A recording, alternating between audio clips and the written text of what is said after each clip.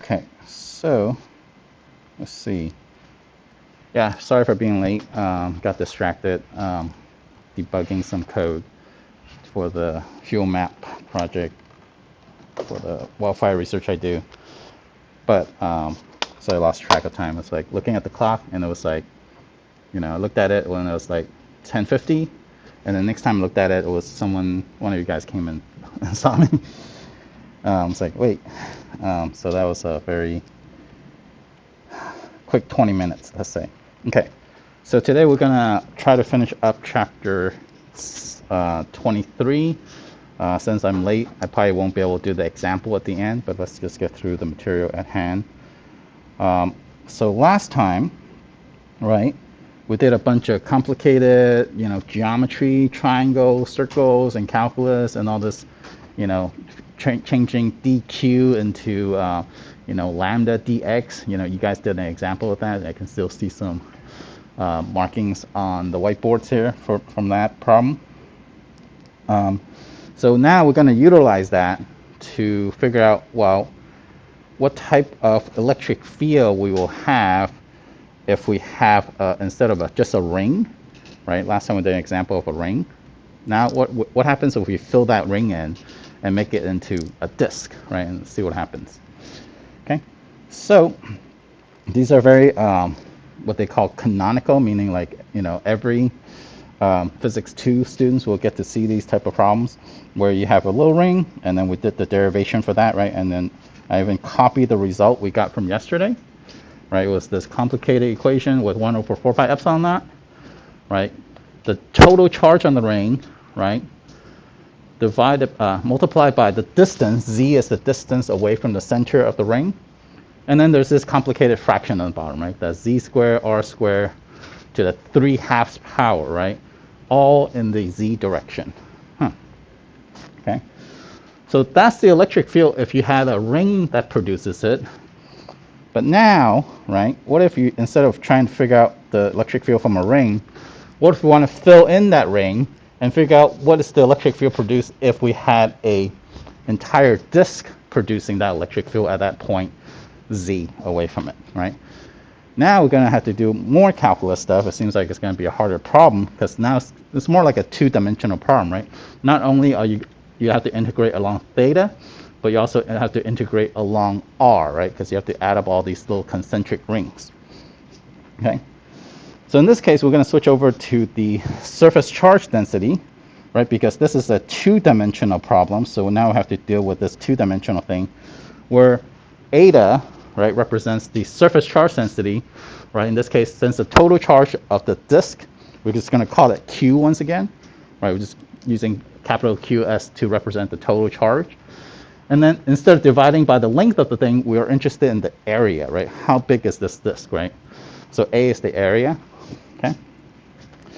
So area of a circle, right, is just pi r squared, right? Since we're already given r, right, we can just plug that in here. Right, so that's the surface charge density, which is actually Q over pi r squared. So from yesterday, right, with my struggles with algebra and calculus, right, we found out that the z, if you had just the ring, which is highlighted in this little red piece here, right, if you just had a little ring, right, this was this 1 over 4 pi epsilon naught over multiplied by z. I can even see the parallel if I zoom out a little bit. If I zoom out, right, there it is, right. The 1 over 4 pi epsilon is exactly the same. Can you guys see it down here actually? I'll move it up a little bit. Right, down here. Right, multiplied by the coordinate, the distance z away, right. But in this case, right, and this is not the total charge of the disk, right? This is just a little tiny sliver of charge, right? Now, instead of that being the total charge, that we're going to call that delta Q. Remember, delta Q is just a little part of a charge, right? It's just part of the charge of that entire object, okay? And instead of capital R, right, which is a constant, right? Since R, we're going to go from 0, R equal to 0, to all the way R equals to the radius of this entire disk. Now this becomes a variable, okay? So that's the important thing here. that instead of when you just have a ring, right, you have a constant radius. But if you have a disk, right, if you want to integrate, if you want to add up the charges from all these different rings, right, R is almost 0 here, R is like, halfway between the two, and then you have to add up all these little rings. And that's sort of the strategy you use whenever you're dealing with these problems. You deal with a small amount of charge, and then you add them all up, right? You find the electric field for a little tiny bit of charge, right, and then just add it all up, and then and in that addition, it turns the summation into an integral, okay? So let's zoom back into the math here, right? So this is for one ring, okay? This is the electric field from one ring, right? But if we want to figure out the electric field from the entire surface, right? I'm going to draw that here on the side, right? That's the surface itself, right? Let's even do my X, Y, Z coordinate, right? The electric field from, ooh, red is not good on orange, right? It's hard to tell the difference. Let's do blue, right? Right? That's the electric field from this one ring, okay? But we want to find the electric field from the entire orange surface, right? So we're going to have to make basically concentric rings, little concentric rings all around, right? And we're going to do that, right? And each of these concentric ring is going to have a thickness, right, of delta R, let's say, right? Because so we're changing R, right? Right? Because, this has some R, this has some R, a little bit, the delta R's all the way out. Okay? So what we need to do is that, well, we're going to just add up all of these concentric rings, the electric field from all these concentric rings, right? Let's do that in red here, right? Right, this one is from, maybe the centermost ring, right? The next one will give you another one. The next one will give you another one, right? So E ring 1, E ring 2, E ring 3. I'm not going to keep going, right? You're just going to do that until you get to the edge of the disk, right? You just add them all up. All right. So, and that turns into this kind of equation here. Let's describe what we're trying to talk about, right? So this is for a single ring, right? To get the electric field for the entire disk, we're going to add up a bunch of electric fields from all the little rings, right? But the little rings, right, each of the ring will have a different radius, right? Okay, because we're adding up all these little concentric rings. So we're going to copy down this formula, right? Factor out the 1 over the Z, which does not change, right? The Z position is always the same no matter which ring you're talking about, right? Over 1 over 4 pi epsilon also factors out, so you can actually take this out, right? And then the rest, right, you have in here, okay? So the amount of charge that's on each of these little rings, right, is actually the charge density, which is this thing we talked about, right? This is the charge density, right, times, well, what is the surface area of a single ring if I did this, right? I drew this on the side here. Okay, I guess I did that in blue. If I have a single ring like this, right, to figure out the surface area of that, what two numbers do I need to know? Anyone have an idea? The radius, right? Okay. So how is the surface area of that ring related to the radius? What should the surface area of this little ring be? Yeah. You get the circumference of the ring. Right. Multiply it with thickness. Right. Circumference times the thickness. That's great. Okay.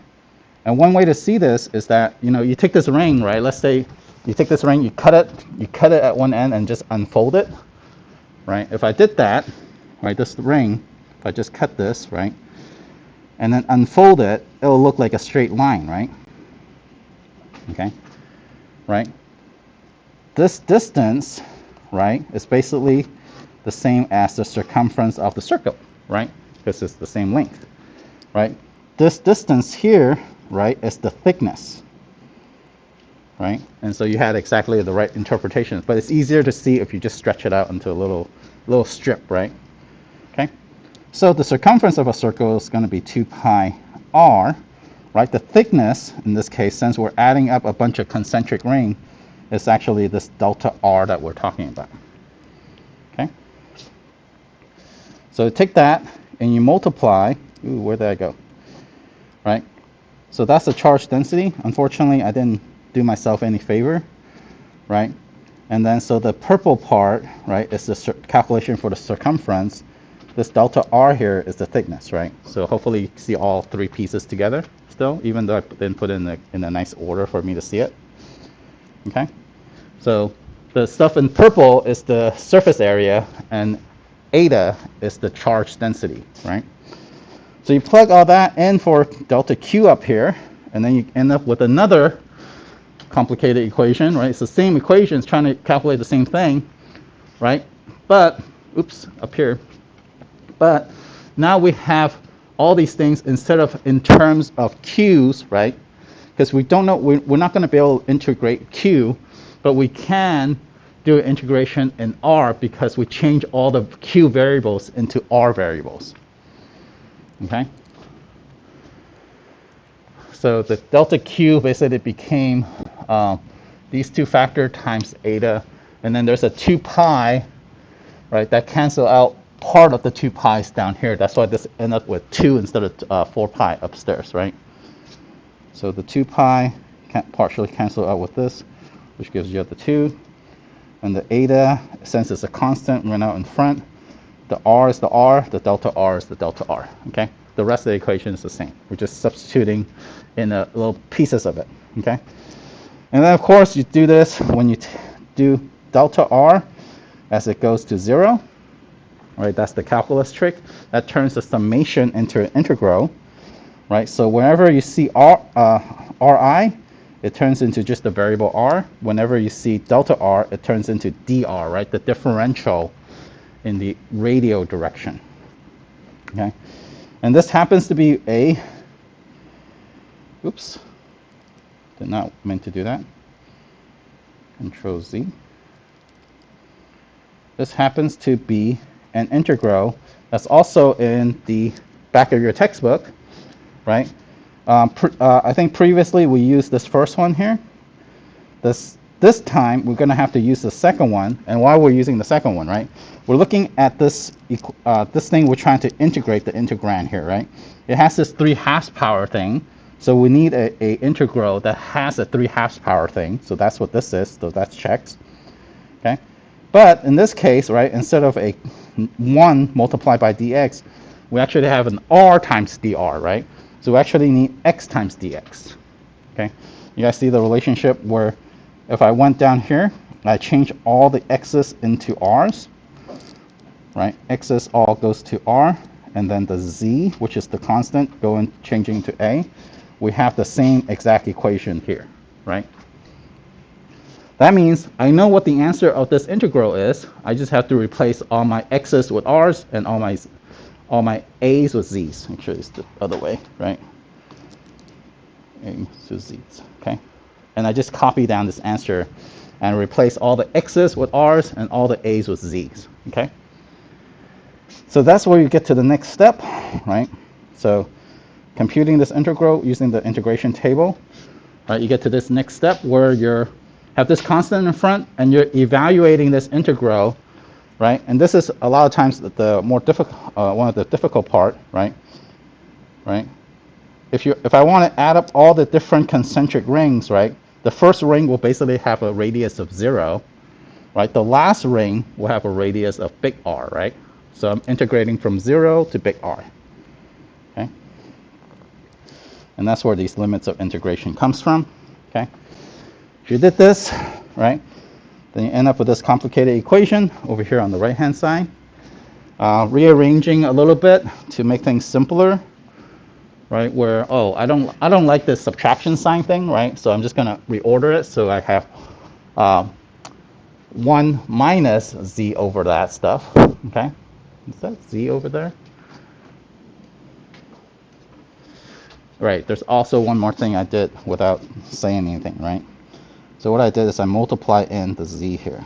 If I did that, right, you distribute both, these z actually cancel out. That's why instead of 1 over z, you have 1 in front, okay? I distributed this z into both terms here, okay? Okay. So now we end up with this.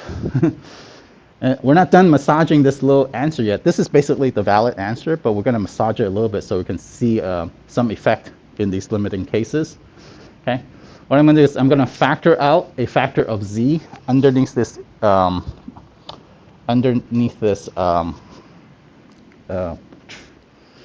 square root, and then factor it out. So you get one factor of z from this z square. Okay. Right. Ooh, so. Right?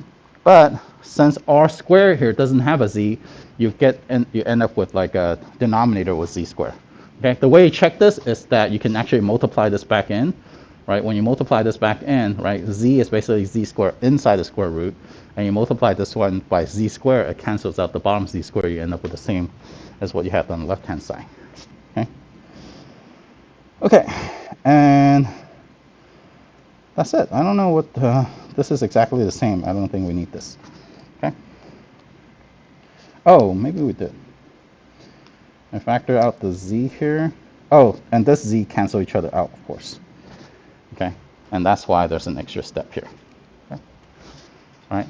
So that's sort of the well massaged version of this equation. So this is the electric field in the z direction for a disk. Okay. Right? And this is sort of, you know, not overly complicated, right? This is pretty easy to calculate, right? You just have this weird r squared over z squared in the denominator, buried inside a square root, okay? Okay, so you have to calculate exactly what that is. You have that, okay? Okay. What we're going to do is we're going to do some limiting cases also, because this is going to turn into one of the first devices we're going to learn about, which is the capacitor, which is one of the things that we actually use in our electronic devices. So what we're going to do is we're going to look at some limiting cases. Okay, there could be a case where z is much bigger than r. What does that mean? Right. So let's say I have this little disk here, right, and this z-axis is out here, right. If this is very, very far away, long distance, okay, right, and the radius is very small, okay. Anyone want to venture a guess what type of electric field that will look like? If you're very, very far away from a disk, right, and you figure out the electric field at some point very far away from it, what would that look like? Anyone venture a guess? A point source. Yeah, exactly. And this is actually what you see, because, right, if z is much bigger than r, right, this ratio that's inside here, right, that means you can do this thing called a binomial expansion, and we don't have to, talk about that, but it does simplify into r squared over 2z squared, right? That's what this factor is over here. Sorry for the big mess, right? This factor turns into r squared over 2z squared, okay? So in that case, what happens is that, oops, let me go over here. When you do that replacement, okay, what you will get is that you will get this factor of 2 multiplied together to give you this 4, okay? And what we're going to do is we're going to replace eta. Remember eta, right? That's the charge density, is actually charge over pi r squared, right? Right? If we replace eta, that's what this piece here is, okay? Then the r squared actually cancel each other out, okay? The pi, right, since this is the denominator, falls down to the denominator here. And the answer you end up having is 1 over 4 pi epsilon naught, the total charge divided by z squared, right? Where z is the distance away from that disk right now, right? So this is the same as the point charge, as you guessed it, okay?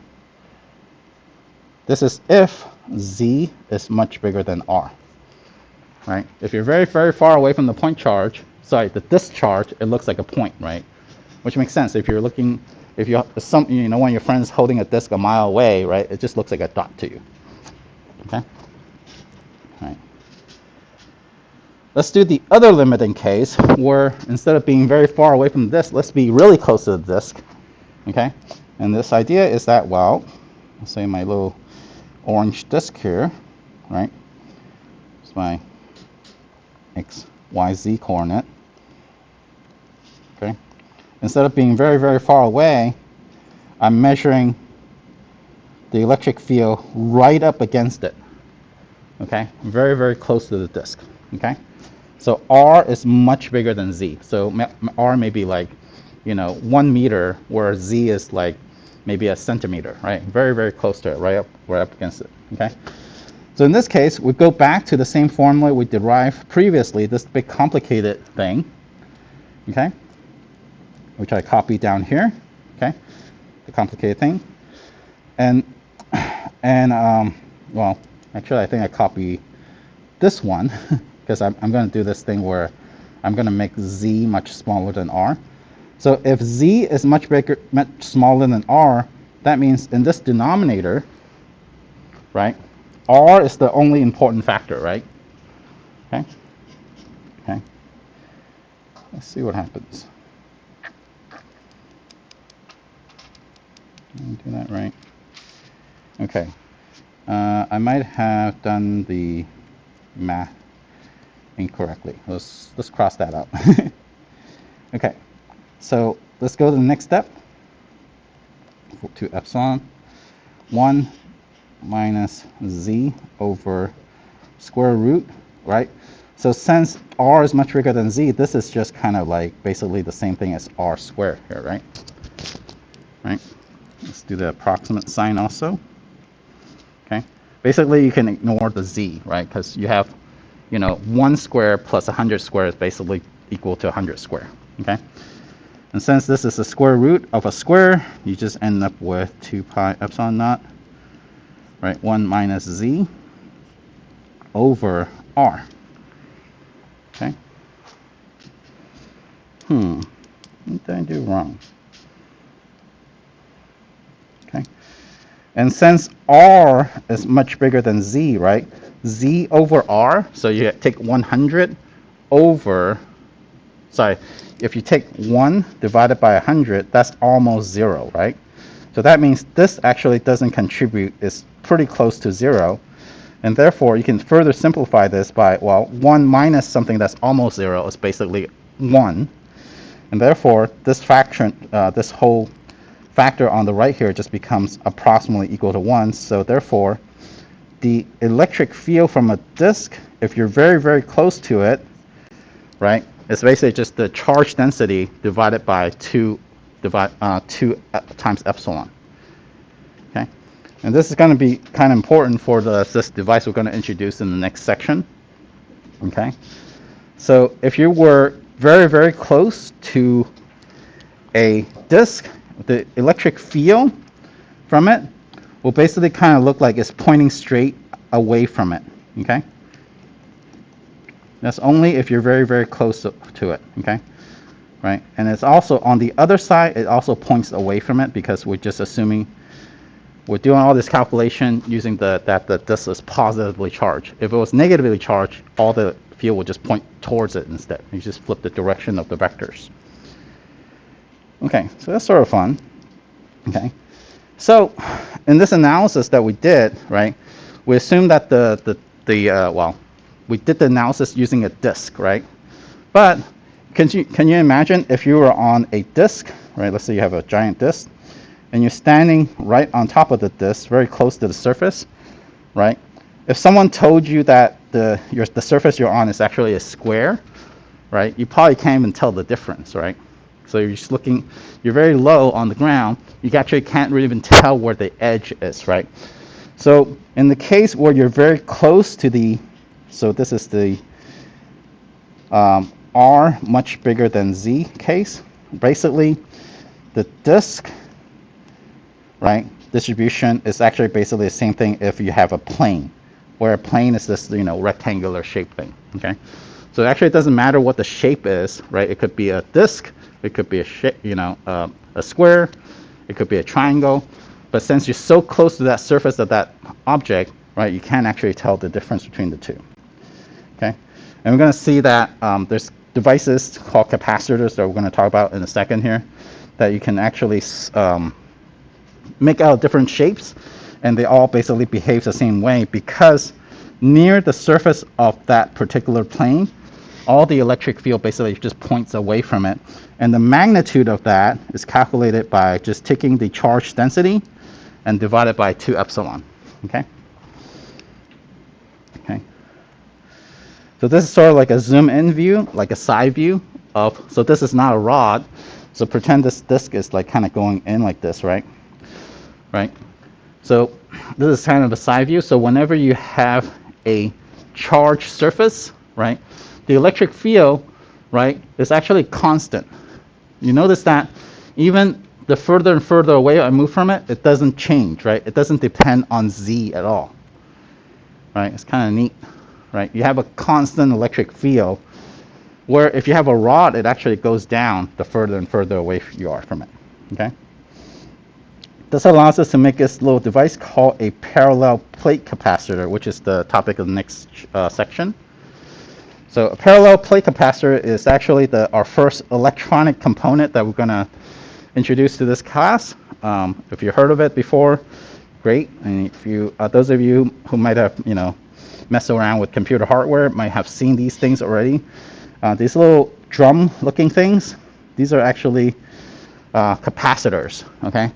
And the reason for these capacitors is actually to store electrical energy on your computer boards, and also they also dampens out like oscillations. And when we get to the circuit analysis part of our class, you get to actually see how capacitors are kind of integral to how a electronic device actually works, because you need something to control the amount of charge you have on something, okay?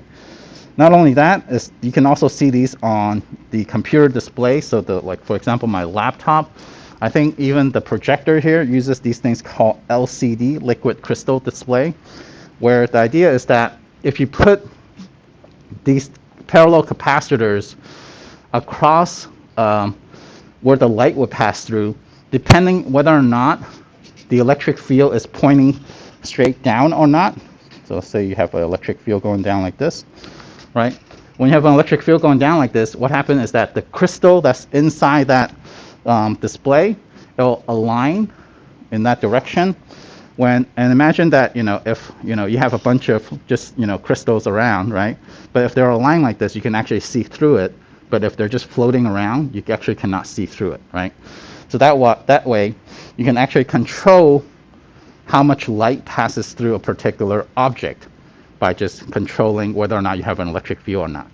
I think that they make windows like this also, where you can actually dim and darken and make a window transparent by just controlling the electric field on it. It's very fancy and expensive, not practical. I think a shade is probably better.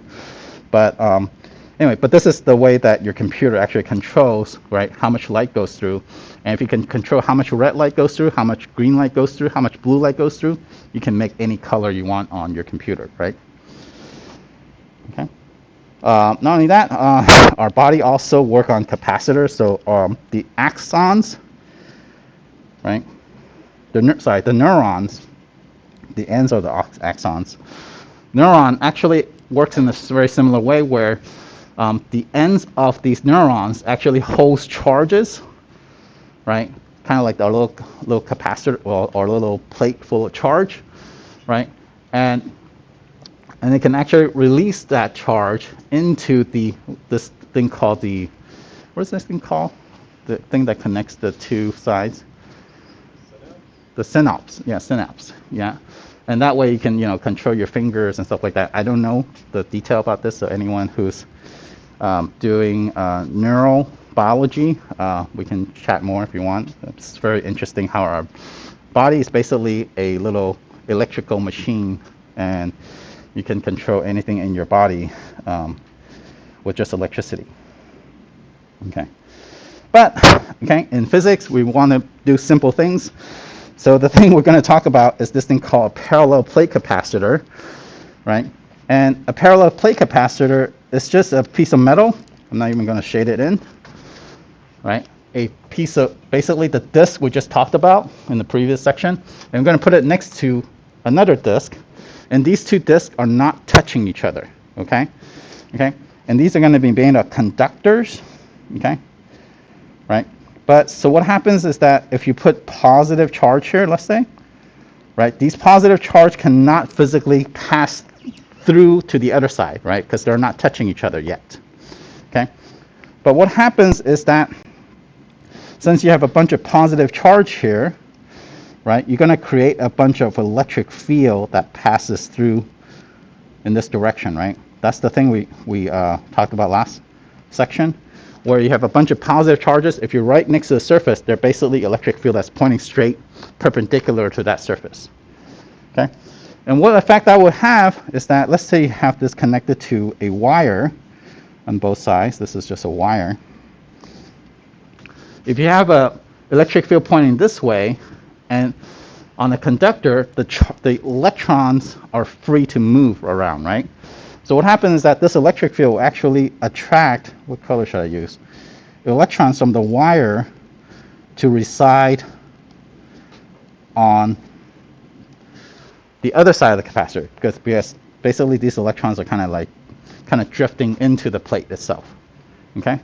And what this sets up, right, is a situation where just by charging up one side of the capacitor plate, okay, you get the opposite charge and equal in magnitude on the other side just by doing that. Okay. So what happens is that, as we stated, right, the positive charge will give you an electric field pointing to the perpendicular to the plate itself. But now you have a bunch of negative charge here also, right? Negative charge have electric field that points towards it. And I wish the book does it in different colors, so that's what I'm going to do. Okay? So the negative charge is going to give you these green electric fields. Okay? The positive charge is the one giving the red electric fields, right? You can see that these two electric field points away from the positive charge, right? And it continues through, right? It doesn't just get stopped here, but the positive charge, if this plate wasn't here, right, the electric field would be constant and equal in magnitude over here also. Okay? Let's remember that the electric field, let's do that in red, right, it's only the charge density divided by 2 epsilon, and it's going to be in the, the k hat direction, right, perpendicular to this plane. But if you have a negative charge plate here, what happens is that the electric field will point towards it instead, right? That's the idea. If you flip the charge, you just have to flip the direction of all the electric field vectors.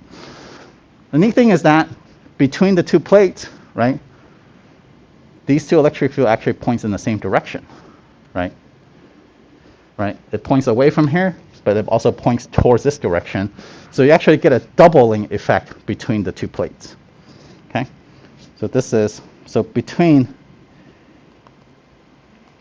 you get the electric field between is equal to twice the electric field from the disk, right? This is the electric field from a disk. Okay? Outside there, right, since these have equal charges, right, the two electric fields actually cancel each other out because, right, the positive charge is going to give an electric field in this direction. The negative charge is going to give an electric field in the equal magnitude, but exactly its opposite direction. So outside the plate, what's the electric field going to be? Anyone want to guess? 0, right? They all add up to 0. All well, okay. Ideally, they add up to 0. Okay. Okay. So this gives you the statement that, right? I think I skipped ahead a little bit. Right? Where if you want to figure out the electric field inside a capacitor, all you have to do, they skip one step. All right? Electric field in the capacitor right, is eta divided by, right, inside is 2 times what we had before, right? So if you have twice this electric field, this just cancels out this factor of 2, right? So therefore, it's just eta divided by epsilon naught, and that's going to point from the plus charge to the minus charge. Okay, and this is only if you're inside the capacitor. Okay, and what we're going to do is we're going to, since eta, right, it's just the total charge on that capacitor divided by the area of that capacitor, right? We can just do that replacement here, and so you end up with equation 23.31, right, where the electric field inside a capacitor is just the charge on that one plate. So just be very careful, charge on one plate, right, the positive plate, because if you add up the charge on both plates, what do you get? 0, right, because they're equal and opposite signs, right? So you only add up the charge on one plate, okay? And you divide by epsilon naught, and the area, how big is that, is the area of that particular capacitor. And then you have the capacitance, the electric field. I'm sorry, I'm skipping ahead. But outside that capacitor, you get no electric field, which is nice. Okay, and you can make these devices called capacitor. There's a little picture of it. I don't know if you guys are going to see that in the lab in the next couple of weeks. There's these little drum where they're called capacitors, and you can actually store charges on there. Okay, and not only can you store charges on there, you can like do very other funny things with it. And it's just a device that's very useful. Okay, so in the textbook, there's a little example on how to calculate the number of electrons that a capacitor actually have. The reason that these capacitors, as opposed to looking like 2 discs, the reason for that, the way they make it is they actually just get 2 rectangular shaped strips, and they stack up on top of each other, and they just roll it up. Anyone ever eat like a roll cake? The ones you can get at old-time baked pastry, right? That's basically that, but they roll it up into like hundreds of turns instead. And that way, it increases what if you roll it up? It increases the electric. So we're not allowed to say that yet. It increases the electric field between the capacitor by increasing the area of it, right? The bigger the area, the more charge it can hold, and therefore the bigger the electric field we're going to get between them. Okay. All right. So I think I'm out of time, so I'm not going to try to start the next section, which is on motions of charges in electric field. And so I'll go through that tomorrow, hopefully within less than 20 minutes, and then I'll do an example, and then we'll do the worksheet on this on the next section tomorrow also. Okay. All right. Thanks. No, stop.